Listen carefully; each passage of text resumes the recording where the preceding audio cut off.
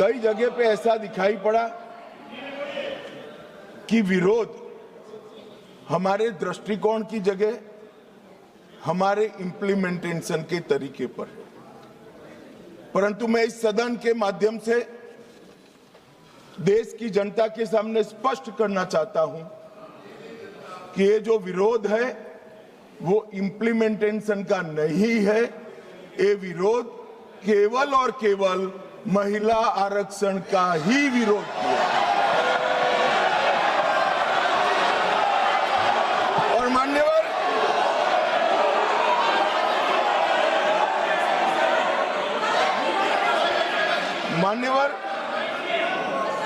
मैं ये बात को जब बोलता हूं तब मेरी जिम्मेदारी बनती है कि इस सदन को इस बात से मैं कन्विंस करूं कि तरीकों का विरोध नहीं है, बिल के तत्व का, महिलाओं के आरक्षण का विरोध है। मान्यवर, ये 3 विधेयकों में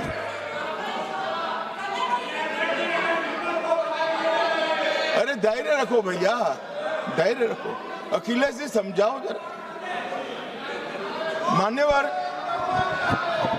ये 3 बिलों में इसका उद्देश्य मैं स्पष्ट करना चाहता हूं।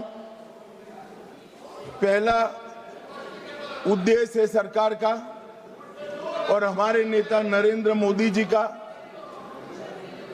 कि महिला सशक्तिकरण करने वाले इस संविधान सुधार को समयबद्ध तरीके से लागू कर 29 का चुनाव महिला आरक्षण के साथ कराया जाए। इसका दूसरा उद्देश्य है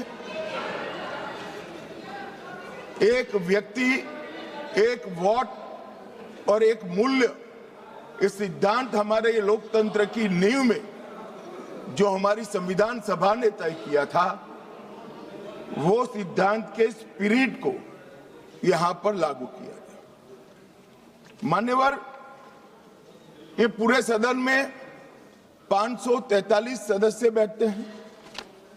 किसी की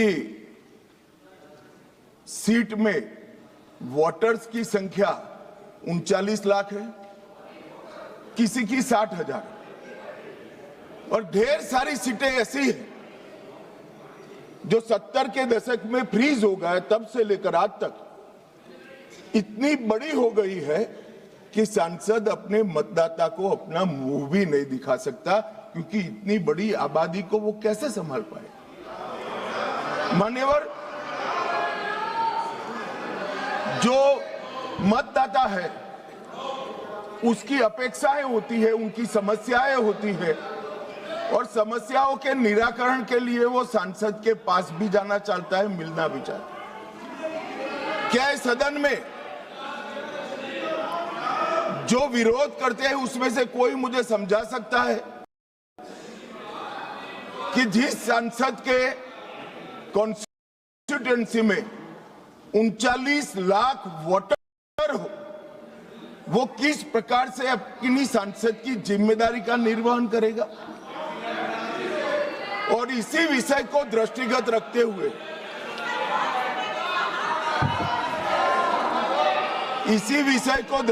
रखते हुए हमारे संविधान में समय समय पर परिसीमन का प्रावधान किया गया है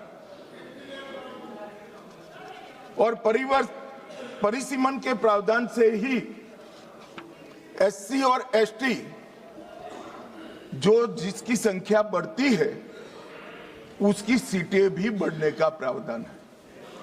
तो एक प्रकार से जो परिसीमन का विरोध कर रहे हैं वो एससी और एसटी सीटों की बढ़ोतरी का विरोध कर रहा है, वो ध्यान में रखिए।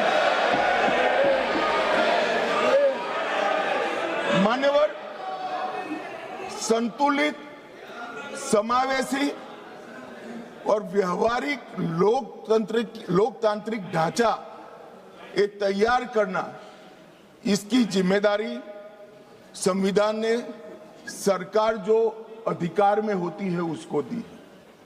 तो अभी ये जिम्मेदारी नरेंद्र मोदी जी की सरकार को दी गई है उनको पसंद नहीं है, मगर ये तो देश की जनता निर्णय करती है।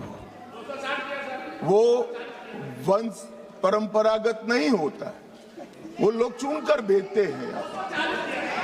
संघीय संतुलन बनाने रखना, लोकसभा में जनसंख्या के अनुरूप प्रतिनिधित्व आना और राज्यों की शक्तियों के बीच में भी संतुलन बनाना, ये परिसीमन के उद्देश्य संविधान सभा की चर्चा और हमारे संविधान में परिसीमन का जो जिक्र है उसमें कहे। इसके साथ साथ नए भूगोल, प्रशासनिक वास्तविकताओं और शहरीकरण और रोड, रास्ते, रेल से बढ़ी हुई कनेक्टिविटी और नए जिले, ये सबका संज्ञान परिसीमन में लेना होता है, क्योंकि ये सारी चीजें सांसद को अपनी ड्यूटी का निर्वहन करने के लिए बहुत जरूरी है। मान्यवर, संविधान के अनुच्छेद 81, 82 और 170 इसके अंदर ये सारे सिद्धांतों को समाहित किया गया है और उसी के निर्वहन के लिए नरेंद्र मोदी जी के नेतृत्व में सरकार ये संवैधानिक सुधार लेकर आई। महिला सशक्तिकरण, समान प्रतिनिधित्व और संतुलित संघीय ढांचे का निर्माण करने की जिम्मेदारी के निर्वहन से ही आए। मान्यवर, कई सारे सदस्यों ने अनेक प्रकार की आशंकाएं व्यक्त की। उन्होंने ये कहा कि अभी क्यों लाए, तो मैं ये बताना चाहता हूं कि जो नारी शक्ति वंदन अधिनियम आया उसमें जिक्र है कि 2026 के बाद होने वाली जनगणना के बाद जो परिसीमन होगा उसमें महिलाओं के लिए आरक्षण सुनिश्चित करेगा। अब ये पूछते हैं तो उस वक्त काफी सदस्यों ने पूछा है कि बिल लाते वक्त आपने जिक्र क्यों किया 26 के बाद की जनगणना। मान्यवर, हमने नहीं किया है। 71 में इनकी सरकार थी, इंदिरा जी की सरकार थी, तब इसको फ्रीज कर कर गई थी और वो फ्रीज के कारण हमें इसका जिक्र करना पड़ा। वो फ्रीज की हुई सीटों की संख्या उठाते हैं तभी ये नारी शक्ति वंदन अधिनियम का इम्प्लीमेंटेशन होता है, इसलिए हम लेकर आए। और 71 से अब तक सीटों की संख्या फ्रीज रही और चलते चलते चलते मैं कुछ सीटों का नाम बोलना चाहता हूं। माननीय मल्काजगिरी, तेलंगाना 48 लाख संख्या मतदाताओं की, बेंगलुरु उत्तर 29 लाख संख्या, बेंगलुरु दक्षिण 29 लाख संख्या, गाजियाबाद जहां से कभी रक्षा मंत्री जी भी सांसद रहे 28 लाख संख्या, उत्तर पश्चिम दिल्ली 27 लाख संख्या।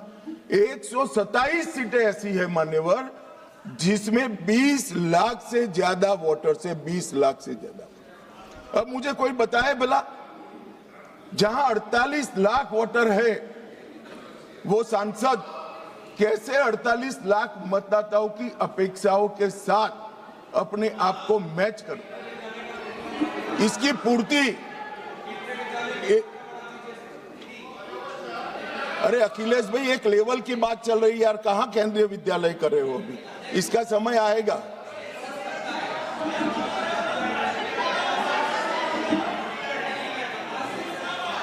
मान्यवर, इनकी बात कहने दो तो जरा स्तर मालूम पड़े। अध्यक्ष महोदय, जो आंकड़े बता रहे हैं माननीय मंत्री जी, हम केवल ये जानना चाहते हैं किस सेंसस के आधार पर ये जो आंकड़े बता रहे हैं, क्योंकि जो गाजियाबाद का आंकड़ा बताया जा रहा है वो बहुत कम बताया जा रहा है। आज की परिस्थिति में हो सकता है वो दुगना हो।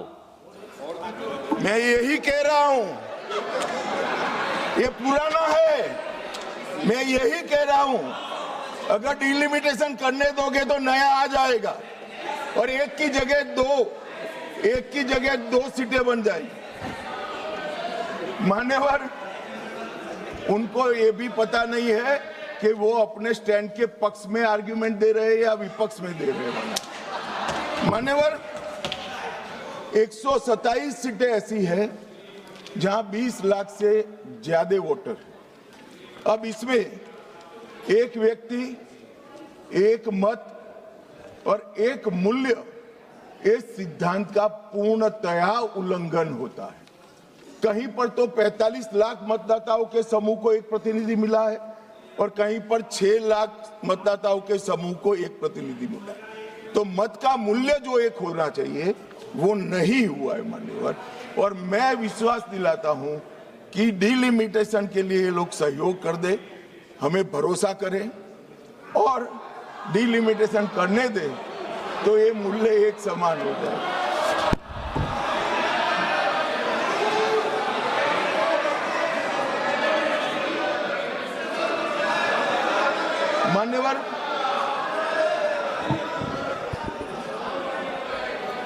मान्यवर, मैं इसके इतिहास में भी जाना चाहता हूं। सबसे पहले 1972 में तत्कालीन प्रधानमंत्री इंदिरा गांधी जी की सरकार ने परिसीमन विधेयक लाकर सीटों को 525 से बढ़ाकर 545 की और फिर इसको फ्रीज कर दिया। 76 में सत्ता बचाने के लिए इमरजेंसी के काल में 42वें संशोधन द्वारा परिसीमन पर रोक लगा दी। अब इंदिरा जी तो प्रधानमंत्री थी, कानून लाकर रोक लगाई परिसीमन पर। और ये देखिए साहब कितने शक्तिशाली है, विपक्ष में बैठकर परिसीमन पर रोक लगाना चाहते हैं। मगर उस वक्त भी कांग्रेस पार्टी ने ही परिसीमन से देश की जनता को वंचित रखा था और आज भी कांग्रेस पार्टी ही परिसीमन से वंचित रख रही है। मान्यवर, 2001 में 84वां संशोधन हुआ और 2026 तक सीटों की संख्या को फ्रीज कर दिया गया। तो ये जो कह रहे हैं कि नारी शक्ति वंदन अधिनियम में 2026 कहां से आया, तो वो